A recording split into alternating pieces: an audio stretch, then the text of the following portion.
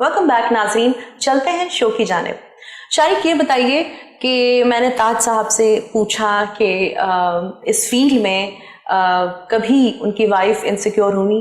यही सवाल आपसे, आप इंशाल्लाह ज़िंदगी के नए सफ़र का आगाज़ करेंगे, लेकिन आप की जो फियांसी हैं वो कभी इस चीज़ का इजहार करती हैं कि आप ऐसा ना करें, ऐसा ना हो जाए? देखिए, मेरी उनसे जब भी बात होती है ना, तो उनकी सिर्फ एक ही ये चीज़ होती है कि यार तुम लड़कियों के साथ पिक्चर्स नहीं लगाया करो। हालांकि मैंने उनको बताया हुआ है कि मेरा काम ऐसा है, वो सब कुछ सही है, बट उनका एतराज एक ही चीज़ होता है। उन्होंने इंतखाब फोटोग्राफर का किया, हाँ, और इनसिक्योर है कि पिक्चर्स ना हो। हाँ, बट उनको ये होता है कि किसी के साथ पिक्चर ना हो, यानी कि हो भी तो मुझ तक ना पहुंचे हों, बस। तो यही है। अभी तो बाकी, अभी जब शादी हो जाएगी तो फिर देखा जाएगा क्या होता है। अभी तक तो ये मामलात है। ताज साहब, ये बताइए कि आपके बच्चों में से इस फील्ड में कोई आना चाह रहा है?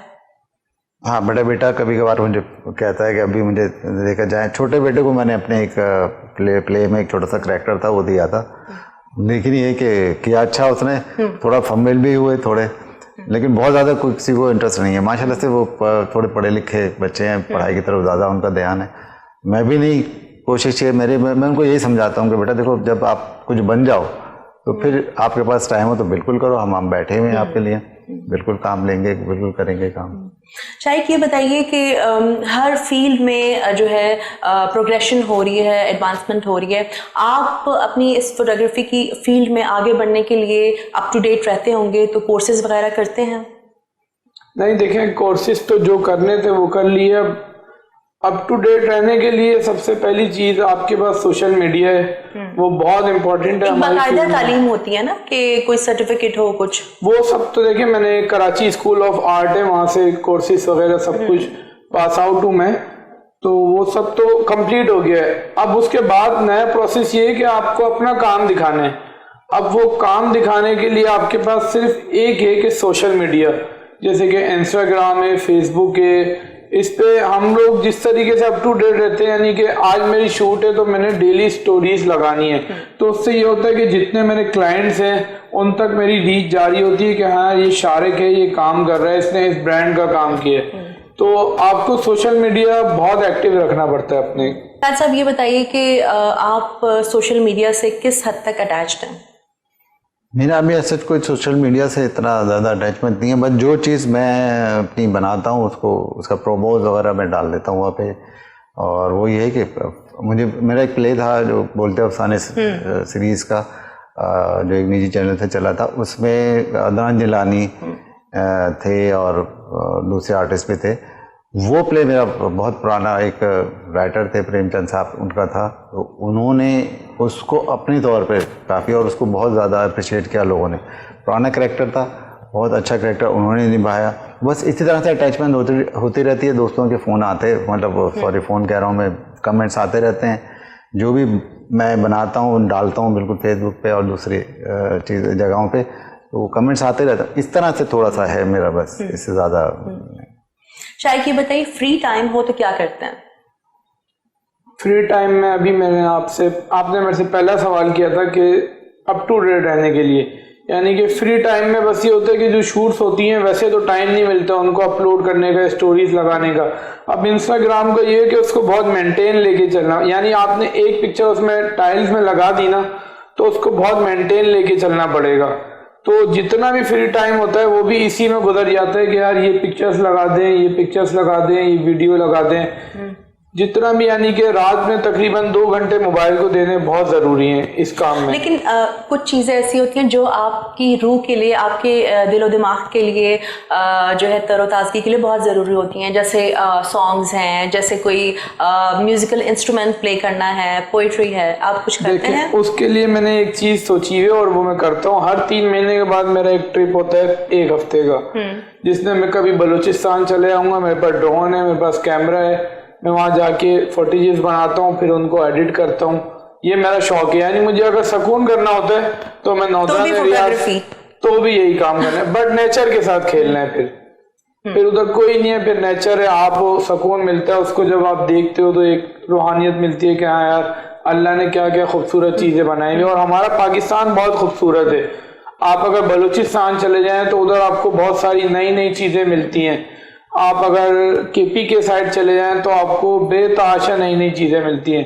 तो मैं यही बोलूँगा कि लोग हमारे बाहर जाते हैं, अगर आप पूरा पाकिस्तान ही घूम लें तो बहुत है। दुनिया में ऐसी जगह ही नहीं है कोई।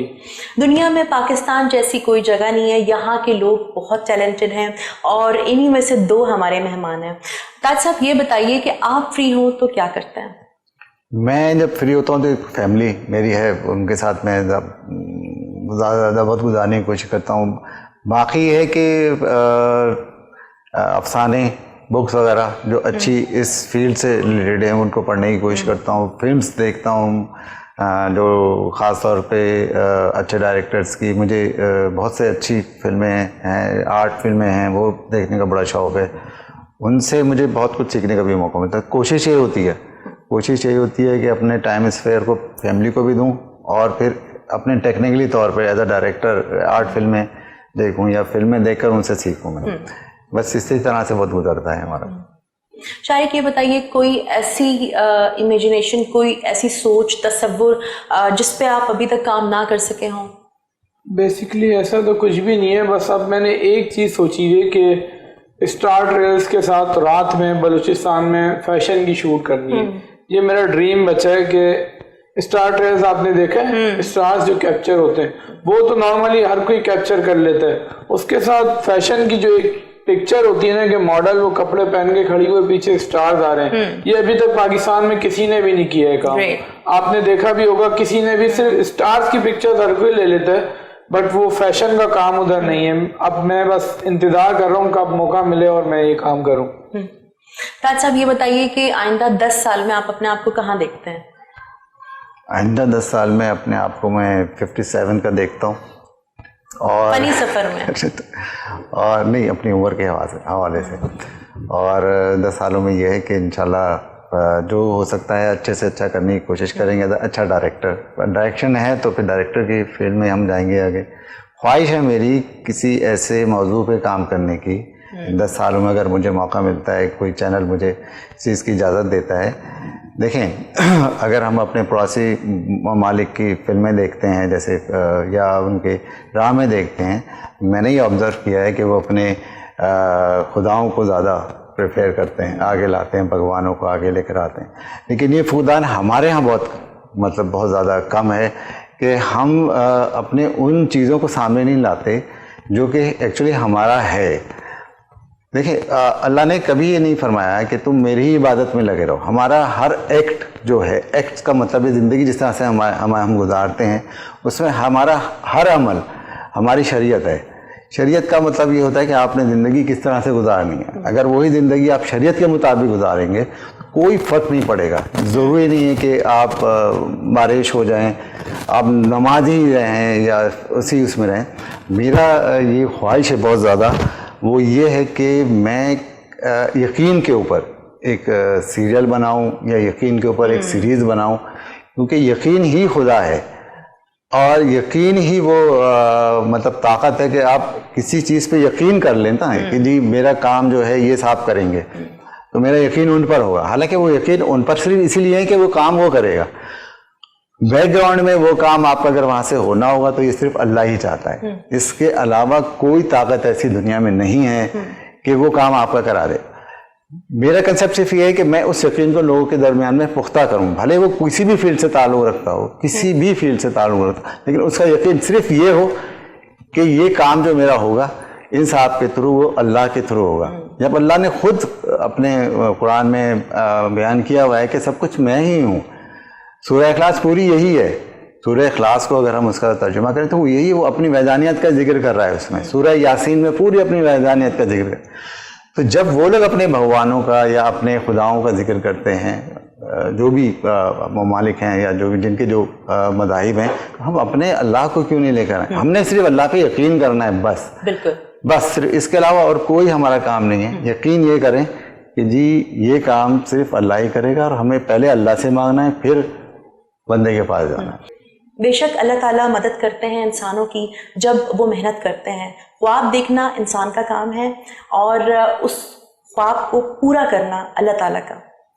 शारिक, ये बताइए कि रूहानियत से किस हद तक लगाव है?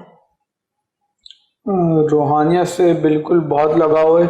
यानी कि जब भी कुछ प्रॉब्लम्स हो जाती है, कुछ भी XYZ, यानी कुछ इक्विपमेंट ख़राब हो जाता है कुछ भी, तो फिर रूहानियत पे ही जाना पड़ता है। मिसाल के तौर पर एक मेरा लेंस चोरी हो गया था एक शूट से ना, तो मुझे डिप्रेशन हो रहा था, यानी कि काफ़ी एक्सपेंसिव लेंस था। अब मेरे को नींद भी नहीं आ रही, कुछ भी नहीं। तो बस फिर मैंने यही किया कि तहज्जुद की नमाज़ पढ़ी, अल्लाह से दुआ की और मैं सो गया। यानी रूहानियत का सुकून बिल्कुल अलग ही है। यानी दुनिया एक तरफ है और रूहानियत एक तरफ है। मैं बोलता हूँ कि अगर बंदा जब भी परेशान हो तो वो अपने अल्लाह को याद करे, बेशक वो बहुत बड़ा रहमान है। ताज साहब, हमारे नाजरीन के लिए कोई मैसेज?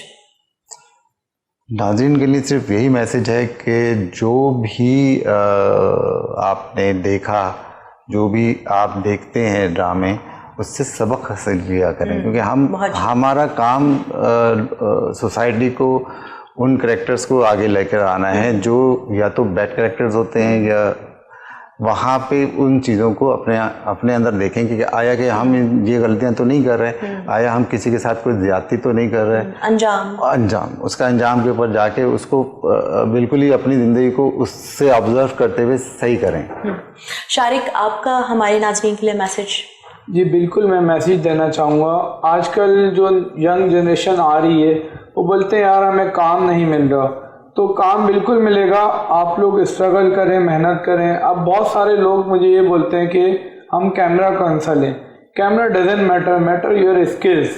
आपके अंदर स्किल्स है, आप मेहनत करते रहें। मैं आपके सामने बैठा हूँ आज, मेरे पास भी कुछ भी नहीं था, ना मेरे पास कैमरा था कुछ, ना मेरे पास कोई इक्विपमेंट था, बट मैंने मेहनत की, स्ट्रगल की, तो मैं आज यहाँ पर बैठा हूँ आप लोगों के सामने। तो आप मेहनत करें, काम बिल्कुल मिलेगा, बाकी अल्लाह पे तवक्कुल रखें। ताज साहब, आपका बेहद शुक्रिया। शारिक, आपका बेहद शुक्रिया। नाज़रीन, हमारे प्रोग्राम का वक्त ख़त्म हुआ चाहता है। फरजाना इकबाल को इजाज़त दीजिए। अगले हफ्ते इसी दिन इसी वक्त कुछ नए मेहमानों के साथ आपकी मुलाकात कराएंगे। अल्लाह हाफ़िज़।